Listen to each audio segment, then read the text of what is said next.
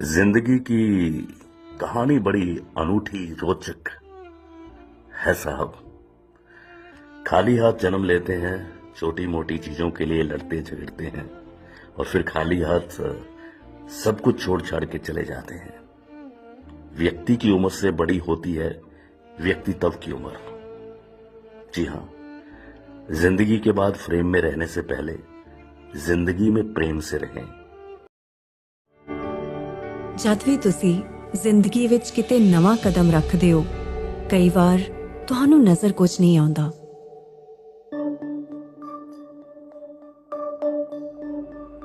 हौली हौली तुहाडी सोच मजबूत हुंदी है, आत्मविश्वास वधना शुरू हुंदा है।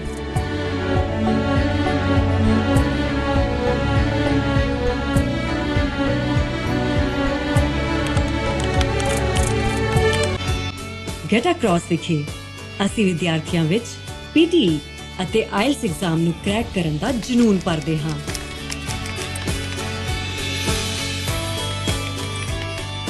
ਅਸੀਂ ਤੁਹਾਡੀ ਸੋਚ ਨੂੰ ਮਜ਼ਬੂਤ ਬਣਾਉਂਦੇ ਹਾਂ। ਅਸੀਂ ਤੁਹਾਡੀ ਸਟੱਡੀ ਵੀਜ਼ਾ ਲਈ ਵੀ ਮਦਦ ਕਰਦੇ ਹਾਂ।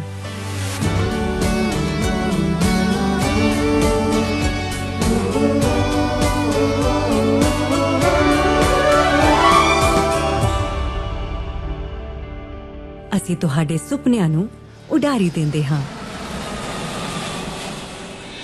Get across PTE IELTS study visa Fazilka ਤੇ ਜਲਾਲਾਬਾਦ। ਵਧੇਰੇ ਜਾਣਕਾਰੀ ਲਈ 9084200002 ਤੇ संपर्क करो। जिंदगी से एक ही शिकायत रही है कि अपने हिसाब से नहीं चलती जिंदगी। नदी से सीखिए साहब फलसफा जिंदगी का। हजारों मुश्किलें राह में और कोशिशें बेहिसाब, इसी का नाम जिंदगी, चलते रहिए जनाब।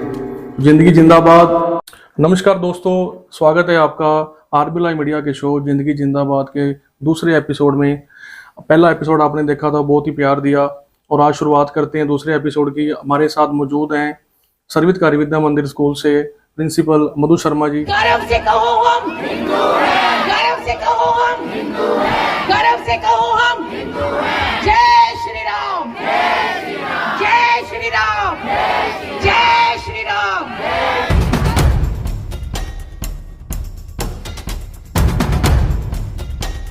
फाजिलका में सनातन धर्म के पंडालों में गूंजने वाली यह आवाज़ फाजिलका के लाला सरनदास बूटाराम अग्रवाल सर्वहितकारी विद्या मंदिर की प्रिंसिपल मधु शर्मा की है, जो कि पूर्णतः निस्वार्थ सेवा कर रहे हैं और लोगों को धर्म के साथ जोड़ने का प्रयास उनके द्वारा किया जा रहा है। धर्म के साथ लोगों को जोड़ने के साथ साथ बच्चों को नैतिक शिक्षा का ज्ञान भी इनके द्वारा दिया जा रहा है। लाला सरनदास बूटाराम सर्वहितकारी विद्या मंदिर में अपनी सेवाएं देने के बाद समाज सेवा करने वाली मधु शर्मा लोगों को लगातार कुरीतियों से दूर कर रही है। फाजिलका में पहली पंक्ति की समाज सेविका श्रीमती मधु शर्मा से आज जानेंगे कि आखिर उनके द्वारा अपनी जिंदगी को जिंदाबाद कैसे बनाया गया।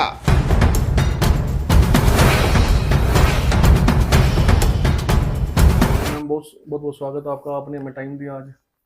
शुरुआत करते हैं कि जैसे बचपन में ही आप इतनी मतलब कि स्टडी को लेके इतना एक्टिव रहते थे, या जैसे हमारी तरह जैसे हम बचपन में होते थे मस्ती वाले, वैसे रहते थे आप?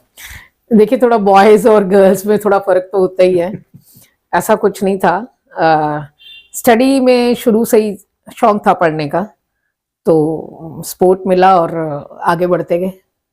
तो मैम बीएड वगैरह आपने या कॉलेज? हाँ, एमए बीएड। हाँ। तो हम यहीं से किया या आपने बाहर से किया? नहीं, एमए तो मैंने अबोहर से करी है और ऑफिशियल महिला कॉलेज? नहीं, डीएवी से। डीएवी से। तो वैसे तो गर्ल्स के लिए वही फेमस है। हाँ, नहीं, एमए रेगुलर करी है हमने वहां से, डीएवी अबोहर से। और जो मेरी बीएड है वो कुरुक्षेत्र से है। तो मैम इस प्रोफेशन में आपको कितने साल लगभग हो चुके हैं, अगर आइडिया लगाए तो? नहीं, आइडिया क्यों, एग्जैक्ट बताती हूँ। मुझे 32 इयर्स हो गए। हाँ, सेम स्कूल में। मेरी ज्वाइनिंग 92 में थी, starting as a teacher, as a Hindi teacher, क्योंकि मैं एमए हिंदी हूँ। और एज ए हिंदी टीचर मैंने ज्वाइन किया और 2002 में एज ए प्रिंसिपल, और अब 2024 चल रहा है। अच्छा, तो काम जारी है। तो हम बात करते हैं आपके टाइम की। तो उस टाइम लड़कियों को था इतना सपोर्ट की स्टडी के लिए, जैसे आपके मतलब हाँ नहीं देखिए, वो ना तब ऐसा था कि फैमिली टू फैमिली डिपेंड करता था। अच्छा कुछ लोग ऐसे भी थे कि जो कहते थे कि नहीं लड़कियों को बाहर मत भेजो, मत पढ़ाओ, 18 साल की हो जाए शादी कर दो, है ना, ये चीज थी। लेकिन मेरे फादर पढ़े लिखे थे और मेरी मदर थोड़ी सी कम पढ़ी लिखी थी, तो फादर को बड़ा शौक था कि नहीं मेरी बेटी जो है वो खूब पढ़े, जहां तक पढ़ना चाहती है वो पढ़े। तो मेरे फादर का मुझे बहुत सपोर्ट मिला अपने एजुकेशन में। तो मैम ऐसी कोई मस्ती या कुछ ऐसा लम्हा जो आपको याद हो कि बचपन में ऐसे करते थे, तो आज वो चीज मिसिंग है कहीं ना कहीं? नहीं, बहुत सारी यादें हैं, क्योंकि एक्चुअली पंजाब में रहने का बचपन में कम मौका मिला, और असम, उड़ीसा और मध्य प्रदेश, अच्छा वहां पे? तो वहां पे मेरा थोड़ा सा बचपन बीता है। तो वहां की बहुत सारी यादें ऐसी हैं जो शायद आज भी दिल करता है कि वो उस स्थानों को जाकर देखें जहां पर हमारा बचपन बीता है। तो साइकिल सीखने की बात बताती हूँ, क्योंकि एमपी में थोड़ा सा पहाड़ी इलाका है। अच्छा तो जब साइकिल सीखा तो फादर ने कहा कि नहीं गिर जाएगी, चोट लग जाएगी। तो मैंने कहा नहीं मेरे को सीखना है। तो कहते चलो फिर ऐसा करते हैं, ऊंचाई पे ले जाते हैं साइकिल को और बैठ जाना, और वो ढलान पे तो पैडल मारने की भी जरूरत नहीं, और साइकिल चल पड़ेगा, अपने आप ही चल पड़ेगा, जहां लगे वहां ब्रेक लगा देना। वो ठीक है, पहली बार साइकिल पे बैठे, वो आजकल वो लड़कियों वाला साइकिल था जिसको बोलते हैं, जिसमें डंडा नहीं होता, तो बैठा दिया। वो पहली बार जब भी चलाओ थोड़ा सा कॉन्फिडेंस कम होता है। वो जब तक तो साइकिल चलता गया तब तक तो बहुत बढ़िया रहा, लेकिन जैसे ही कहीं ब्रेक लगी तो धड़ाम नीचे, उसका निशान आज भी यहाँ पे है। तो इसको जब भी देखती हूँ तो मुझे वो अपना इंसिडेंट याद आता है। जाता है। बचपन की बातें तो खैर हमेशा याद रहती हैं। तो हम कॉलेज लाइफ में जैसे वो भी आपका अच्छा था, या जैसे नॉर्मल था कि जैसे कम पढ़ना, या वैसे? नहीं, कॉलेज लाइफ में तो नहीं है। यहाँ गर्ल्स विंग था, बिल्कुल हनुमान मंदिर के सामने। पता नहीं आजकल के जनरेशन को पता है या नहीं, एमआर कॉलेज के 2 विंग चलते थे। अच्छा एक गर्ल्स विंग था अच्छा, और एक था बॉयज विंग। ठीक है। तो हमारी सारी एजुकेशन जो है गर्ल विंग में हुई है, घर पास में ही था। आजकल के बच्चे तो बिना एक्टिवा के जाते नहीं, हम तो पैदल जाते थे, एक सहेली को लेना, दूसरी को लेना, पूरा ग्रुप बना के कॉलेज जाना। तो जैसे आज ई बाइक चलते हैं, उसके लिए कुछ जैसे लाइसेंस की जरूरत नहीं है, कोई रजिस्ट्रेशन की जरूरत नहीं है, उसके बारे में क्या कहना है? बच्चे बहुत चलाते हैं, कई तेज भी चला के निकल जाते हैं बच्चे, मतलब कि पेरेंट्स बहुत ही आसानी से दे देते हैं। जैसे हमारे टाइम में साइकिल, देखिए ई बाइक का चलन तो अब हुआ है, लेकिन पेरेंट्स ने तो एक्टिवा, मोटरसाइकिल और आपका ये क्या होता है वो बुलेट, वो तो बच्चों के हाथ में कब से पकड़ा दिया है। तो आप आसपास देखती हो फिर कितनी दुर्घटनाएं होती हैं और कितना जाने माली नुकसान होता है। तो कुछ ऐसा नहीं लगता पेरेंट्स अपने जैसे आप अपने आप को आसान करने के लिए कि जब हमें छोड़ना पड़ेगा कि तू खुद चला जा, उसके लिए बच्चे को मैम थोड़ा सा उसे मुश्किल में डाल देती हैं? कुछ पेरेंट्स अपने बच्चे की बहुत केयर करते हैं, छोड़ के भी आते हैं, लेने भी आते हैं, और कुछ शायद जैसा आप कह रहे हो ऐसा भी है, क्योंकि आजकल के टाइम में ना पैसा बहुत बड़ी चीज हो गया, और पैसे के पीछे इतनी भागदौड़ है कि उनके पास अपने बच्चों के लिए समय नहीं है। और मेरा ये पर्सनल मानना है कि पैसा ठीक है, जीवन जीने के लिए पैसा जरूर चाहिए, लेकिन उसके पीछे हम इतना भी ना भागे कि बच्चे हमारे पीछे छूट जाए। बच्चे पीछे छूट रहे हैं, ठीक है, पैसा आजकल आ रहा है, सब जॉब कर रहे हैं, घर में 4 सदस्य जॉब कर रहे हैं, लेकिन बच्चों के लिए कहीं मुझे ऐसा लगता है वो पीछे छूट रहे हैं। तो शुरू से जैसे आपके 90 वाले वो क्या कहते हैं 91 नंबर आते थे? हमारे टाइम पे 91 नहीं आते थे। मुझे याद है, आपने अभी पूछा ना एक वाक्य, तो जब एमए का रिजल्ट आया शायद मेरे परिवार में पहली ऐसी थी जिसने बीए के बाद एमए करी। मेरे फादर खुद बीए करी हुई थी उन्होंने, सर्वगुण संपन्न थे, बड़ी क्वालिटी थी उनके अंदर, तो वो चाहते थे कि मेरे बच्चे भी बिल्कुल वैसे ही बने। तो जब मेरा एमए का रिजल्ट आया तो बिना कुछ कहे ना बाहर चले गए। तो मेरे को लगा कि शायद मेरे नंबर जो है ना कम आए हैं, और इस वजह से वो कहीं नाराज हो गए। 10 मिनट के बाद जब वो वापस आए तो रसगुल्लों का डिब्बा था हाथ में, तो उन्होंने ना सबको और मुझे बड़ी जोर से हके और पहला रसगुल्ला मेरे मुंह में डाला कि हमारे परिवार में तू पहली बच्ची है जिसने 2nd डिवीजन के अंदर, उस समय जब 2nd डिवीजन भी किसी की आती थी ना तो बहुत माना जाता था। तो बड़े खुश हुए कि नहीं हमारे घर में किसी ने एमए किया और उसकी सेकंड डिवीजन आई। 90-91 तो आजकल आते हैं, तब नहीं आते थे।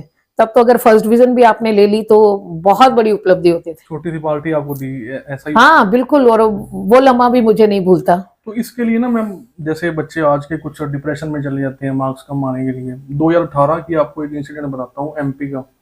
तो वहां पे मैम क्या हुआ कि एक बच्चे के जैसे 10th में फेल हो गया, वो कि मार्क्स कम आए, उसके पेरेंट्स को पता चला तो उन्होंने सोचा कि कहीं आस पड़ोस में या जो इसके साथ रहते हैं या जैसे उन बच्चों के पेरेंट्स ही हैं जो इसको बुली ना करें, जैसे बोलते हैं, हाँ, तंग ना ऐसे करें, कि टीज ना करें। तो तू तो कहता था पास हो जाऊंगा, तो पास भी नहीं हो पाया।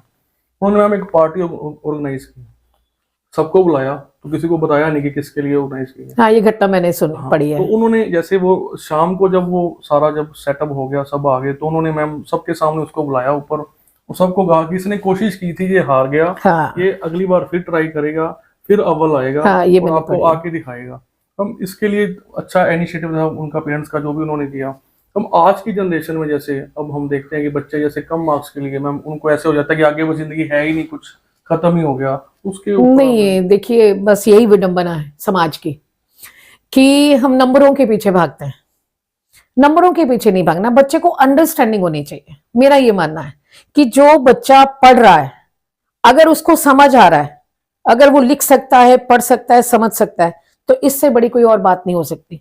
कई बार क्या होता है कि क्वेश्चन पेपर मान लीजिए वैसा नहीं आया, जैसे बच्चा अपनी ओर से, हर बच्चा तैयारी करके जाता है, लेकिन क्वेश्चन पेपर नहीं आया या उस समय कोई ऐसा टाइम नहीं अच्छा रहा होगा कि बच्चे का पेपर अच्छा नहीं हुआ, तो फिर क्या हो गया? कहते हैं ना, कोशिश करने वालों की कभी हार नहीं होती। तो अंकों के लिए कभी भी किसी पेरेंट्स को बच्चे को नहीं तोलना चाहिए। नंबर कम ज्यादा होते रहते हैं, ठीक है, एक रेस लगी हुई है। आप मुझे एक बात बताओ, प्री नर्सरी के बच्चे को ट्यूशन की नीड है? नो मैम, नहीं है ना। तो आजकल के टाइम में आप देखो, वो उंगली पकड़ के 2.5 और 3 साल का बच्चा ट्यूशन पढ़ने जा रहा है, इससे बड़ा दुर्भाग्य हमारे समाज का नहीं हो सकता। हो ही नहीं सकता। क्या जरूरत है? बच्चे का बचपन ही हम खत्म कर रहे हैं। बच्चों की आजकल हैंडराइटिंग क्यों नहीं है? 2.5 साल का बच्चा डाल दिया, और 2.5 साल के बाद देने के बाद पेरेंट्स को ये लगता है कि हम इतनी फीस दे रहे हैं, मेरे बच्चे को सारे अल्फाबेट्स आने चाहिए। वो 1 चाहे टेढ़ा मेढ़ा लिखता है, खुश हो जाता है कि मेरा बच्चा 1 लिख रहा है, मेरे बच्चे को 10 तक, लेकिन वो शेप आती है? वो आती ही नहीं है। क्यों? क्योंकि 2.5-3 साल तक बच्चे की ग्रिप नहीं बनती है। हम लाख समझा लें, हम लाख पेरेंट्स को गाइडलाइंस दे दें, लेकिन उनके दिमाग में एक नहीं, मेरे बच्चा 6 महीने हो गए स्कूल जाते, उसको कुछ आया ही नहीं। सारा कुछ स्कूल पे डाल देते हैं। नहीं, स्कूल पे डालते हैं वो, that is a different thing, लेकिन वो बस उनके एक दिमाग में कि हमने स्कूल में डाला है तो मेरे बच्चे को सब कुछ आना चाहिए। ऐसा नहीं होता है। एज जैसे जैसे जैसे जैसे बच्चा बढ़ता है, उसकी कैचिंग पावर बढ़ती है, उसकी फिंगर्स की ग्रिप बढ़ती है। तभी तो आजकल बच्चों की हैंडराइटिंग इतनी अच्छी नहीं है। और मुझे याद है कि जब मैंने स्कूल ज्वाइन किया था तो स्कूल के बच्चों की हैंडराइटिंग, क्या बात, आज भी वो बच्चे मिलते हैं ना तो याद करते हैं भी इस बच्चे की हैंडराइटिंग बड़ी अच्छी थी। लेकिन आज हम खुद फील करते हैं कि बच्चों की हैंडराइटिंग ही नहीं है, क्योंकि छोटे छोटे बच्चों को हमने क्रचेज में डाल दिया, छोटे छोटे बच्चों को हमने वहां भेज दिया। तो मैं एक बात ये निकल आई बीच में से, अगर आज हमारे पास टाइम नहीं है और हम अपने बच्चों से ही परेशान होकर उनको क्रच में डाल रहे हैं, तो मेरी ना ये बात लिख लीजिए, चाहे बुरी लगे किसी को भी, तो बुढ़ापे के टाइम खुद के लिए वृद्धाश्रम तैयार कर लीजिए कि अगर हमने बचपन में बच्चों को नहीं संभाला, उनको वो संस्कार हमने अपने परिवार से नहीं दिए, तो बुढ़ापे में जब उनके पास टॉलरेशन पावर नहीं होगी तो वो हम लोगों को वृद्धाश्रम में ही छोड़ कर आएंगे। बिल्कुल, जैसा करेंगे। वो पहला स्टेप। हाँ, घर में रखिए ना, दादी हैं, घर में दादाजी हैं, परिवार है, सब मिलजुल कर बच्चों को निखारें, संवारें, संस्कार दें, तो फिर देखिए बच्चे आप कहाँ पहुंचेंगे। हम छोटे से बच्चों को फोन दे देते हैं कि चल तू, जैसे बोलते हैं हमारे ही लगा लो, चलो मेरी बेटियां भी है, मायरा देख, अपना छुड़ाने के लिए जैसे हम उनको बिल्कुल बिल्कुल, उस वही रीजन है ना कि हमारे पास ये टॉलरेशन पावर नहीं कि हमारा बच्चा तंग कर रहा है तो उसको हम हैंडल कैसे करें। ये सबसे आसान तरीका है, कार्टून लगाया या कोई पोइम लगाई, मोबाइल बच्चे को पकड़ा दे। अब मुझे एक बात बताओ, साल के बच्चे को मोबाइल के बारे में क्या पता? माँ पहले मोबाइल पकड़ाती है, फिर एक बाइट मुंह में डालती है, ठीक है, फिर पकड़ाती है, फिर बाइट, और बच्चे को पता ही नहीं मैं क्या खा रहा हूं, क्या कर रहा हूँ। है ना। माँ को तो ये लगता है कि मेरे बच्चे ने कुछ ना कुछ खा लिया, बट नहीं, उस खाना खिलाने के माध्यम से हम जो आदत डाल रहे हैं वो बहुत बुरी आदत डाल रहे हैं। देखती हूँ मैं, कई बार स्कूल जाते हैं, स्कूल से आते हैं, बाहर लेकर बैठी हैं, तो पहले माएँ जो थी 8-8 बच्चे पालती थी, अब ये 1 है या 2 हैं, तो उनको भी हम खाना नहीं खिला पाते क्योंकि हमारे अंदर टॉलरेशन पावर नहीं। ये रोएगा, ये चिल्लाएगा, सारा दिन तंग करता है, सारा दिन। देखो, अगर 21वीं सदी के बच्चे हैं तो एनर्जी तो होगी। अब एनर्जी बर्न करना तो फिर देखो ये हमारे हाथ में कि हमने उसको एनर्जी को बर्न कैसे करना है। तो गली में लेके उसको पीछे पीछे फिर, हाँ, पीछे पीछे तू खा ले, तू खा ले, वो भाग रहा है, आगे आगे उसको फिर पकड़ के लाएंगी, उसके मुंह में एक बाइट। हमने तो भाई ऐसे नहीं देखा, हम भी ऐसे नहीं पले। हम तो ऐसे नहीं पले। मैम, बात करते हैं जब जैसे प्रिंसिपल भी हैं आप, तो सोशल वर्कर भी आप, सोशल काम भी करते रहते हैं, तो कौन कौन सी सोसाइटीज के आप साथ जुड़े हुए हैं जैसे? हाँ, देखिए, सबसे पहले तो मेरी तो एक ही सोसाइटी है, सनातन। अभी रिसेंट वो आपका देखा भी था शायद, वो गौशाला में आप वहाँ पे नर सेवा, नारायण सेवा, जो भी नारायण वेलफेयर सोसाइटी का गोपाष्टमी का वो कार्यक्रम था। नारायण वेलफेयर सोसाइटी के हम मेंबर रहे हैं, फाउंडर मेंबर ही समझ लीजिए आप। और उसके बाद जो है भारत विकास परिषद से जुड़े हुए हैं। बहुत देर पहले सेवा भारती से जुड़े हुए थे, लेकिन वो कहते ना टाइम थोड़ा कम होता है तो थोड़ा सा उनसे वो हो गए। और मेरा तो एक ही मकसद है, सनातन का प्रचार और प्रसार। उससे जहां मौका मिलता है वहां पहुंच जाते हैं।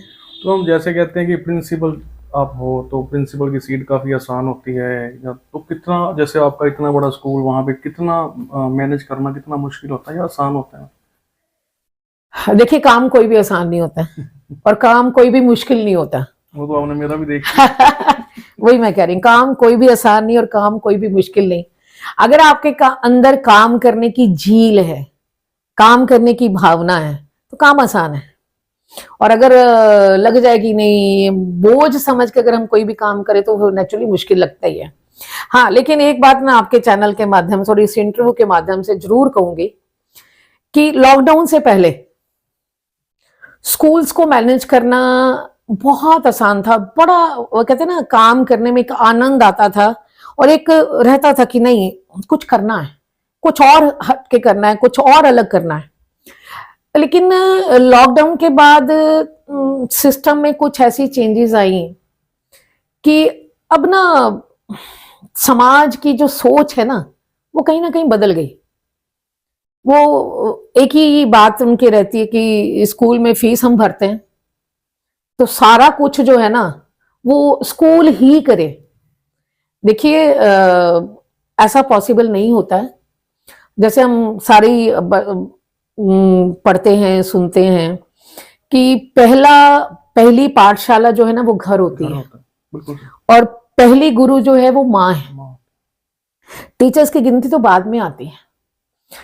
और आजकल मतलब पेरेंट्स भी अपने बच्चों को लेकर बहुत परेशान रहते हैं कि कहना नहीं मानते हैं, जिद करते हैं हर एक चीज के लिए, और ये फास्ट फूड के लिए तो शायद वो टिकते ही नहीं है।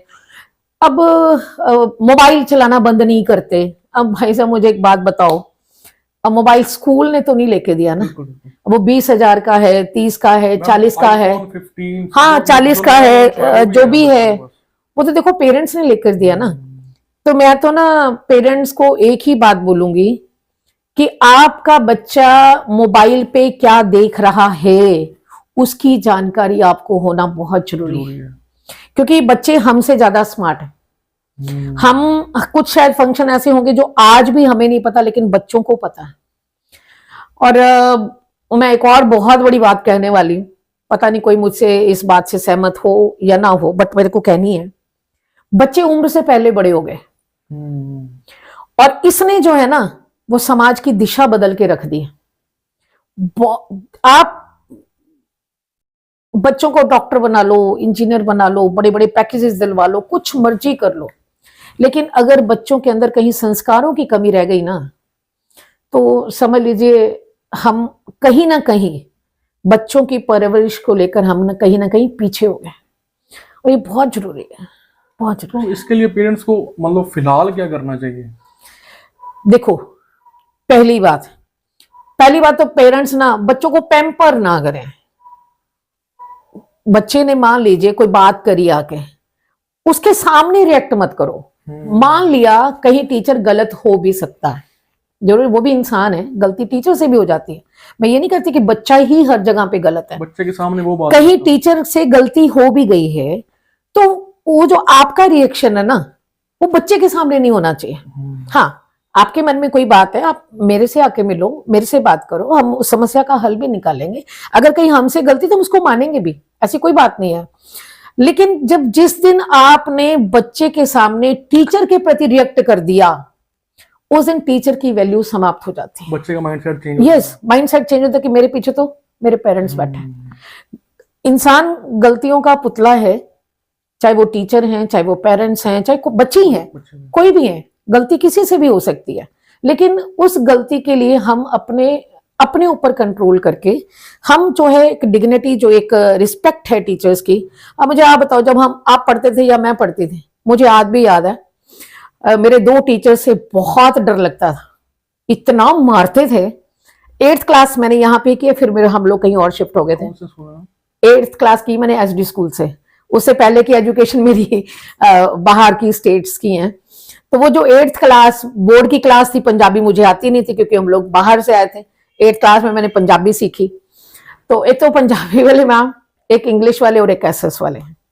वाह वाह वाह, सबसे पहला काम उनका, होमवर्क उनका करना है सबसे पहले, बाकी सारी चीजें जो है वो बात की है, मार पड़ेगी कि उन्होंने छोड़ना ही नहीं होता था। और नंबर भी अच्छे आते थे। वो कहते ना, भय भी न होए ना प्रीति। तो जब तक कहीं डर नहीं है ना, तब तक जो है वो काम निकलता नहीं। तो हम ये नहीं कहते कि मारना ही हर एक समस्या का हल है, बैठकर बात करना भी हर एक समस्या का हल है, तो निकाला जा सकता है, कोई ऐसी बात नहीं है।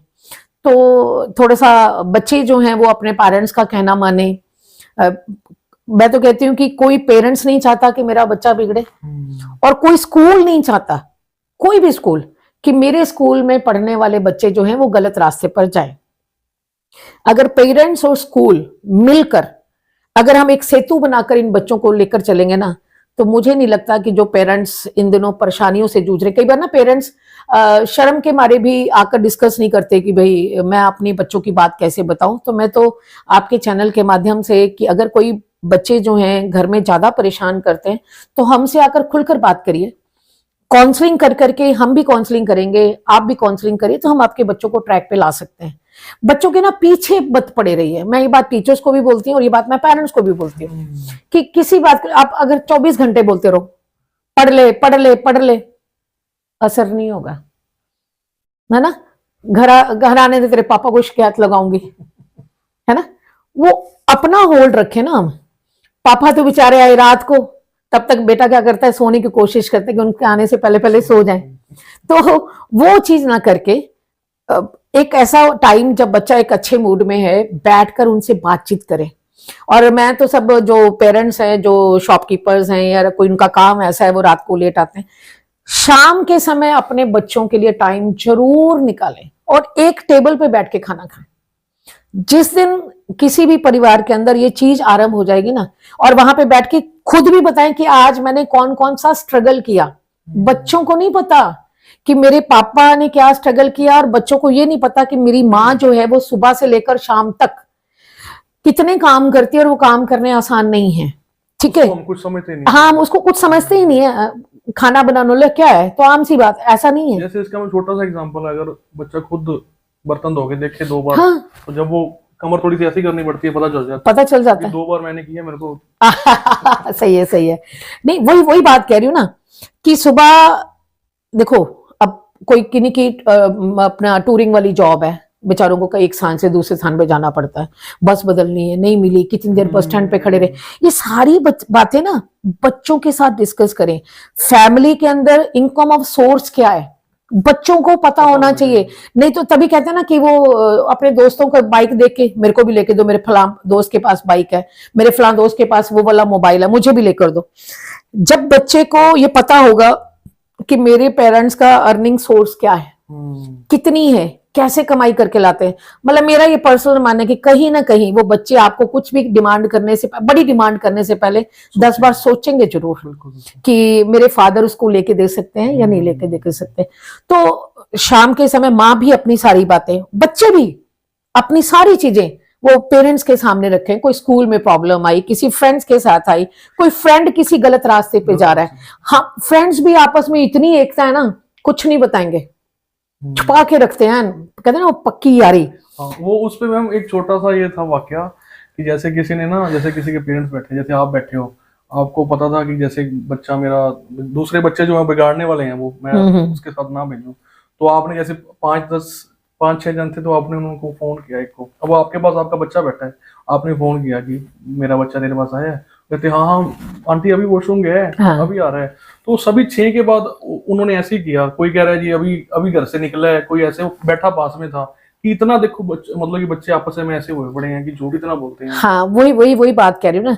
तो बच्चों को जब आप अपना दोस्त बना लोगे ना, और जब बच्चों को ये डर नहीं लगेगा कि अगर मैं पेरेंट्स से कोई भी बात करूंगी तो सीधा थप्पड़ का रिएक्शन नहीं आएगा, और पेरेंट्स मेरी बात को सुनेंगे, तो वो आपको सारी घटनाएं जो भी वो उसके साथ होती हैं या उसके दोस्त करते हैं वो आपको बताएंगे। तो आप अपने बच्चों को गलत रास्ते पे जाने से क्या है, रोक सकते हैं।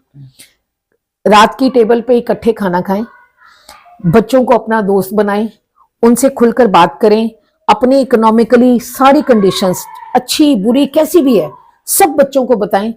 उसके बाद देखिए, मुझे तो ऐसा लगता है कि सुधार जो है वो जनरेशन के अंदर जरूर होगा। जैसे हम स्कूल में आके पेरेंट्स भी ऐसे सोचते, जैसे इसके लिए छोटी सी एग्जांपल है कि एक गांव में ना पानी नहीं होता, जैसे वहां पे जैसे हर जगह पे पानी पहुंच चुका होता है उस गांव में, जो नया डीएम आता है जैसे डीसी बोलते हैं जिसको, तो वो आते हैं तो पूछते हैं कि जी आपकी क्या प्रॉब्लम्स हो, कहते हैं जी फलाने गाँव में है, उस गाँव में, हमारे गाँव में पानी नहीं है, फसलों के लिए दिक्कत आती है। तो उन्होंने एसडीएम को बुलाया, जिसको भी था, जो भी नीचे था, उसको बोला कि यहाँ तक पानी आप पहुंचा देना 1 मंथ के अंदर, मैं यहाँ पे आऊंगा तो पानी होना चाहिए। तो उनको जैसे मंथ के बाद बताया गया कि वहां तक पानी पहुंच गया, वो पूछने के लिए खुद गए वहां पे, लोगों को पूछा। अब वो कहते हैं जी पानी तो, एक किसान बोलता है कि वो कहते पानी आ गया जी, कहते पानी तो आ गया। एक किसान कहता है जी दक्खन भी चला दो, पंजाबी जी कहते दक्खन भी चला दो जी।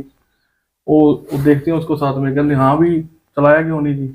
वो कहते जी उन्होंने मैं चलाना है भी, दक्खन किनू कहते वे ने भी, ये कहते ने भी इधर जी हवा इधर चलती है दक्खन वाली, वो भी चला दी, सारे काम स्कूल ही करे जी। हाँ। पेरेंट्स ਨੂੰ ਵੀ ਕੁਝ ਸ਼ਾਮ ਨੂੰ ਜਾਂ ਮੰਨ ਲਓ ਬੱਚੇ ਨੂੰ ਟਾਈਮ ਦੇਣਾ ਚਾਹੀਦਾ ਹੈ। ਜਿਵੇਂ ਆਪਾਂ ਕਹਿ ਦਿੰਦੇ ਵੀ ਜਿਮੈਟਰੀ में पहले माना जाता है फिर सिद्ध किया जाता है, ਵੀ ਉਹ ਸਵੇਰੇ ਜੋ ਪੜ੍ਹ ਕੇ ਆ ਰਿਹਾ ਉੱਥੋਂ, ਤਾਂ ਤੁਹਾਨੂੰ ਸ਼ਾਮ ਨੂੰ ਚਾਹੀਦਾ ਨਾ ਕਿ ਤੂੰ ਕੀ ਪੜਿਆ ਉਹਦੇ ਤੇ। ਮੈਂ ਇੰਨਾ ਤਾਂ ਮਤਲਬ ਟਿਊਸ਼ਨ ਭੇਜਤਾ ਉਹਨੂੰ कि सारा काम ट्यूशन पे भी खत्म हो गया जी उस बाद। नहीं बस बात वही है ना, ट्यूशन पे भी तो मैं पता नहीं ये चलन कब बंद होगा या नहीं होगा। बच्चों के ना, खास करके बड़े बच्चों के दिमाग में ना एक बात रहती है, यहाँ ना पढ़े यहाँ ना समझे कोई नहीं, ट्यूशन पे तो कर ही लेंगे। और एक बात तो मैं क्लियर बोलूंगी, घोल के किसी ने नहीं पिलाना, ना स्कूल ने पिलाना ना ट्यूशन वालों ने। ट्यूशन का अर्थ पता है क्या होता था, कि जो चीज स्कूल में समझ नहीं आई वो वहां पे वो आप जाके टीचर से समझो, दैट्स अ ट्यूशन। ट्यूशन का वो मायने क्या है। अब बच्चों की भी, मैं यहाँ बच्चों की भी फेवर करूंगी। स्कूल में चल रहा है कुछ और टॉपिक, ट्यूशन वाला अपना कुछ और टॉपिक करा रहा है, और बच्चा बेचारा 2 नाव पे सवार हो गया कि मैं वो क्लास का काम करूं, ट्यूशन वाले ने भी होमवर्क दे दिया कि मैं उसका काम करूं। मैं करूं तो करूं क्या। मैं ना बच्चों से एक बात बोलती हूँ, बेटे ट्यूशन मत रखो, आप जो है जो स्कूल में कराया उसको बड़े ध्यान से सुनो, और लास्ट में जो 5 मिनट बचते हैं उसमें टीचर से पूछो कि मेरे को ये मैम ये चीज समझ में नहीं आई, वो मुझे समझाओ। हाँ, लेकिन आप बीच में शरारत कर रहे हो और उसके बाद पूछ रहे हो तो फिर टीचर कहता तब दिमाग कहाँ था। मतलब फिजिकली तो आप प्रेजेंट हो क्लास में, लेकिन दिमाग आपका कहीं शरारतों की तरफ घूम रहा है। किसी बच्चे ने एक शरारत कर दी, टीचर का तो टाइम वेस्ट हो गया। अब टीचर ने तो एक नहीं ना 35 को पढ़ाना है, बिल्कुल है ना, और घर में 2 नहीं संभलते। धन्य वो टीचर जो एक 35 मिनट में 35 को संभालते हैं।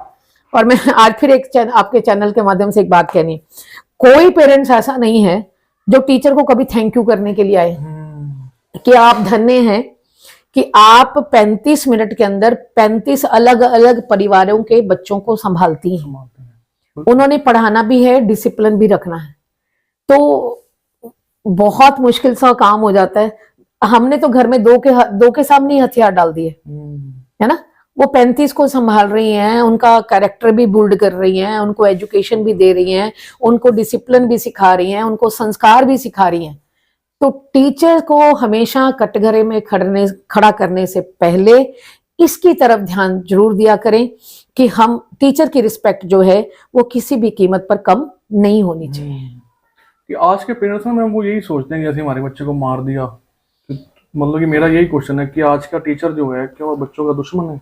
बिल्कुल भी नहीं। वो जो ऐसे पेरेंट्स के दिमाग में ऐसे ही आता है कि मैम फिर मार दिया हमारे बच्चे को, हाँ, नहीं ऐसे नहीं कर दिया उसने। मैम टीचर ने ये तो है नहीं कि बिना काम के उसको लगा दी, कुछ ना कुछ तो मैम बच्चे ने, जैसे हमारे टाइम में होता था कि आज जी सर ने मारा तो कुछ गलत कितना होना है, पक्का कुछ कितना होना है। वो मैम उस टाइम में और आज के टाइम में इतना डिफरेंस कैसे आ गया? मैंने एक वर्ड यूज किया था, पैम्पर्स करना। पहले वाले पेरेंट्स ना पैम्पर नहीं करते थे बच्चों को, नहीं करते थे। मारे जो जैसे आप ही बोल रहे हो ना कभी कुछ ना कुछ गलत किया होगा, और आजकल तेन मारे हिम्मत की में होगी हाथ लान दी, वही गड़बड़ है, वही गड़बड़ है। चलो अगर मैं फिर भी कह रही हूँ कि चलो कहीं मान लो टीचर से अनजाने में गलती हो ही गई तो वो बच्चों के सामने रिएक्ट ना करो। वो आप मिली है ना स्कूल में, फिर हम लोग बैठे आपकी बात सुनने के लिए, ऐसी भी क्या बात है, गलती किसी से भी हो सकती है। वो हम एकदम से गुस्सा कर जाते हैं कि टीचर को बुलाओ, हाँ, मैं बात करता हूँ। हाँ, हाँ, ऐसे कैसे हिम्मत होगी? हाँ, मारने का तो कानून ही नहीं है। हाँ, आपके स्कूल ने हाथ कैसे लगा दिया। वो ये नहीं मैम समझते कि कुछ ना कुछ तो, अब जैसे कहते हैं कि सबके पास एक एक दो ही हैं, तो ये मतलब कि टीचर तो उसके भले के लिए कुछ करता है। आप भी बोलते हो कहीं ना कहीं आके आप भी कह देते हो कि मारना ही छोड़ दो इनको, नहीं कुछ तो फिर कहना ही पड़ता है ना फिर कि भाई हाथ मत लगाओ। पेरेंट्स को कुछ शरारत कर रहा है, पेरेंट्स को कॉल कर दो। तो आगे पेरेंट्स कहते हैं असाब बहुत दुखी हैं, तो फिर हाल आप बताओ।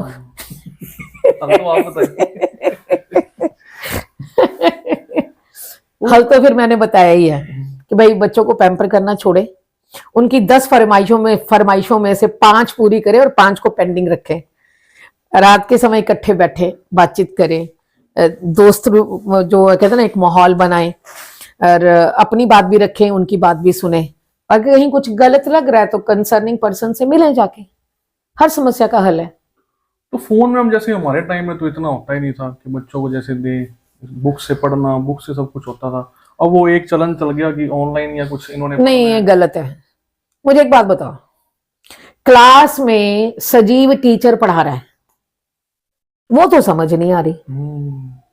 एक वो इतनी सी डिब्बे के अंदर जहां ना आप पूछ सकते हो, ना अट्रैक्शन है, ना आपका आई कांटेक्ट है, समझ आ रही है? मैं तो नहीं मानती, जैसे वो मैं तो नहीं मानती। जो ऑनलाइन समझा रहा है, मतलब अगर हमने नहीं बैच लिया हुआ है, कुछ भी है, हाँ। कह रहा है कि अगर आपको कुछ दिक्कत है तो कमेंट करें, कमेंट तो करते हैं, उसका रिप्लाई तो कुछ आता नहीं आता भी होगा, चलो मान लो आता भी हो 10%। मैं तो उस चीज को नहीं मानती।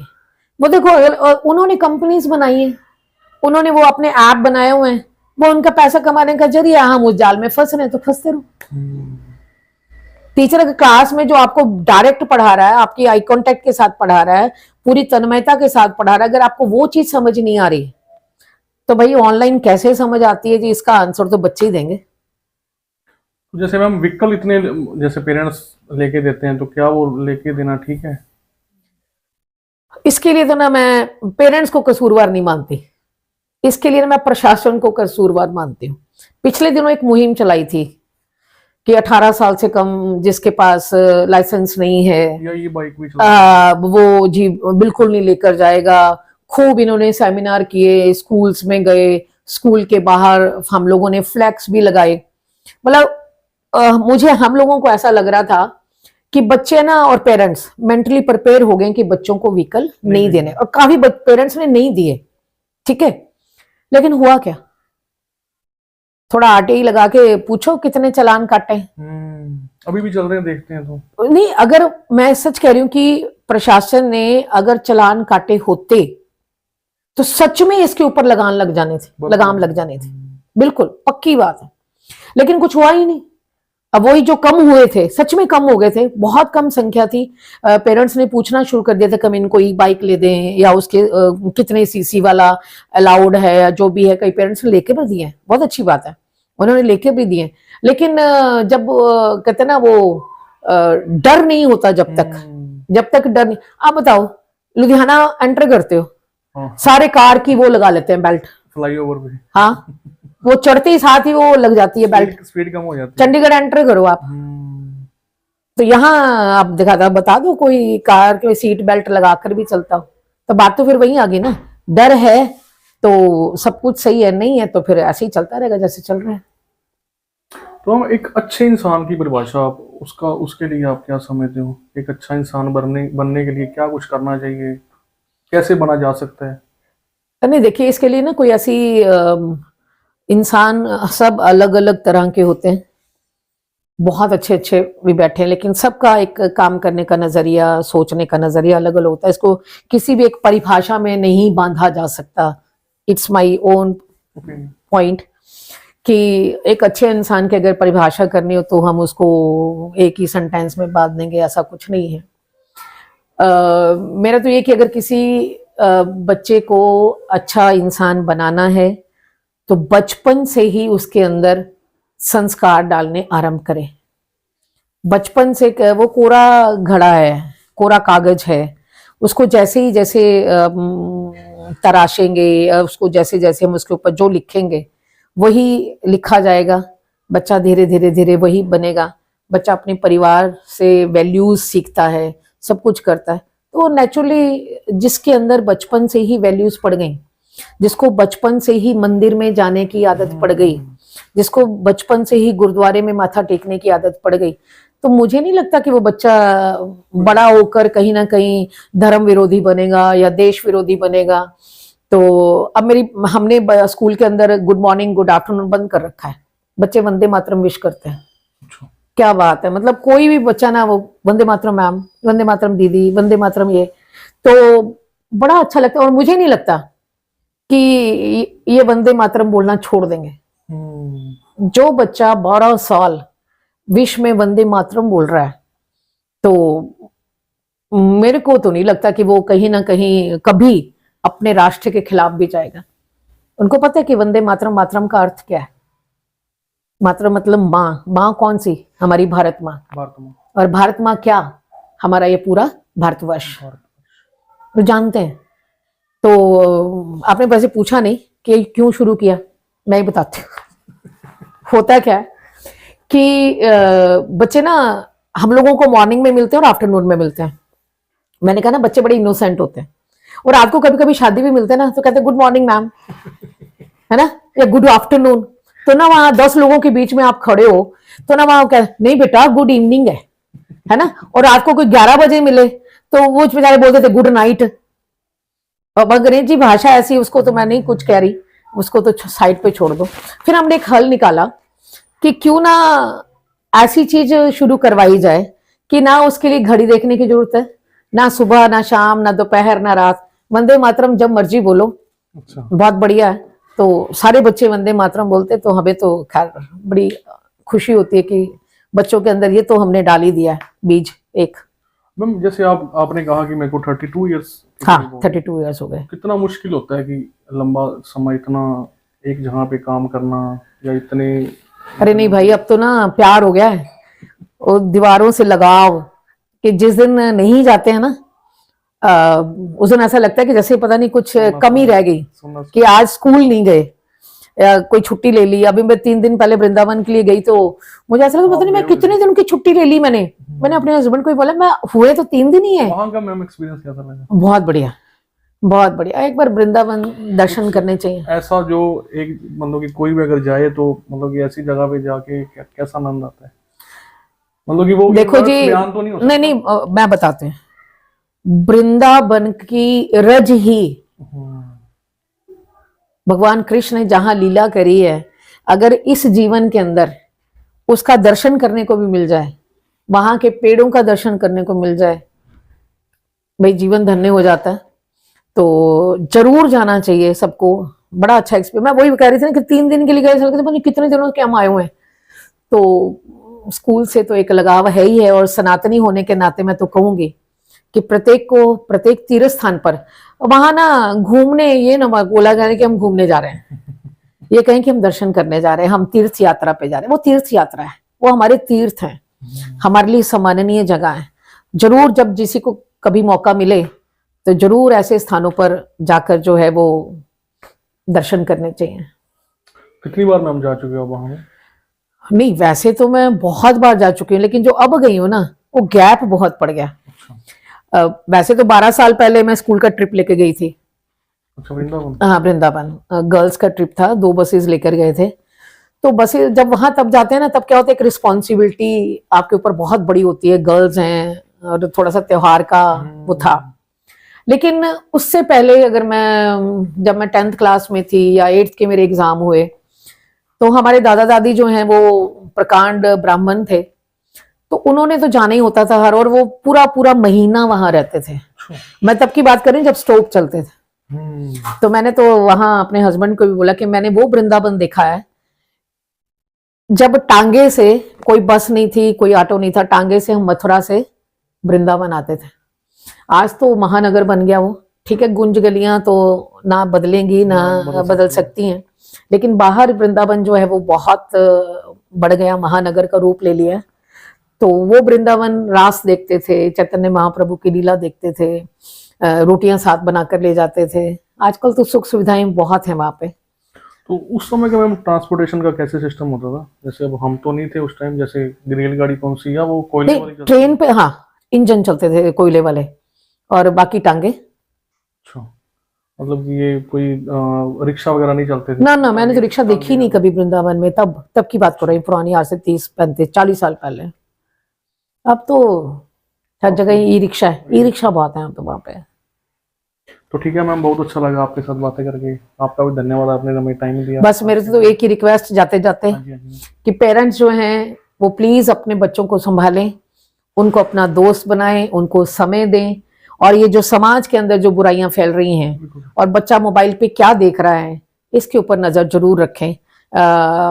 इतनी सी मेरी जो है गुजारिश है आपके चैनल के माध्यम से सभी पेरेंट्स को, वो खाली मेरे स्कूल के नहीं, जो बच्चा कहीं पे भी पढ़ रहा है, कहीं पे भी वो विद्या प्राप्त कर रहा है, तो वो अपने बच्चों के ऊपर, अगर हम ये कहें ना कि हम बिल्कुल अंकुश लगा देंगे तो वो पॉसिबल नहीं, क्योंकि जो चीज की आदत पड़ जाए उसे हम अगर ले लेंगे तो मुझे नहीं लगता कि धीरे धीरे उसकी आदत जो है वो बच्चों की छुड़वाइए, बच्चों के साथ समय बिताइए, बच्चों के साथ खेलिए, बच्चों के साथ मंदिर जाइए, सनातन की बात करिए, कोई छोटी छोटी कहानियां, छोटे छोटे किस्से बच्चों को सुनाइए। आप खुद देखेंगे कि आपके बच्चों की लाइफ में चेंजेस आने शुरू हो जाएंगे। ठीक है मैम, थैंक यू, धन्यवाद जी। तो इसी के साथ हम आज के इस एपिसोड की समाप्ति करते हैं। जैसे आपने पिछले एपिसोड को इतना प्यार दिया, इसको भी इतना प्यार दीजिए। RB लाइव मीडिया आपका धन्यवाद करता है, और जिंदगी जिंदाबाद। ठीक है दोस्तों, शुक्रिया।